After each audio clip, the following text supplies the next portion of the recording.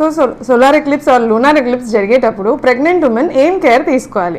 So సైంటిఫిక్గా only major solar eclipses అప్పుడు, అది కూడా కొన్ని కంట్రీస్ అలా ఎఫెక్టెడ్ ఏరియాస్ అని ఉంటాయండి, మనం ఐ ప్రొటెక్షన్ లేకుండా డైరెక్ట్గా సన్ రేస్కి ఎక్స్పోజ్ అవ్వకూడదు. ఇది మాత్రమే మీరు సైంటిఫిక్గా తీసుకోవాల్సిన కేర్. ఇది తినకూడదు, తాగకూడదు, బయటకు వెళ్ళకూడదు, వెజిటబుల్స్ కట్ చేయకూడదు, వీటన్నింటికి ఎటువంటి సైంటిఫిక్ ప్రూఫ్ లేదు.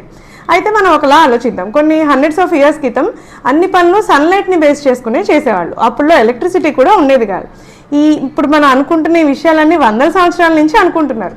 మేబీ ఎలక్ట్రిసిటీ లేనప్పుడు ఈ సన్ రేస్ మీద ఆధారపడి పనులు చేసేటప్పుడు ప్రెగ్నెంట్ ఉమెన్ బయటకు వెళ్తే పడిపోతారనో, వారి ఇంట్లో కూడా ఎక్కువ మూవ్ అయితే ఏమన్నా పడిపోతారనో, ఈ వెజిటబుల్స్ లాంటివి ఇలాంటివి ఏమైనా కట్ చేస్తే వేలు కానీ ఏమన్నా కట్ అవుతుందనో, ఇలాంటి జాగ్రత్తలు పెట్టుండొచ్చు.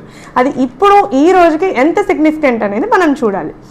సో మీరు సైంటిఫిక్గా తీసుకోవాల్సిన కేర్ ఇది ఒక్కటే.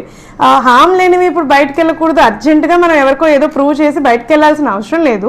బట్ లాంగ్ అవర్స్ ఫాస్టింగ్ ఉండిపోవడం, వాష్రూమ్కి వెళ్ళకపోవడం, ఇలాంటి డేంజరస్ విషయాలు మాత్రం పాటించకండి. ఒక్కొక్కసారి అది మీ బేబీకి హామ్ చేయొచ్చు.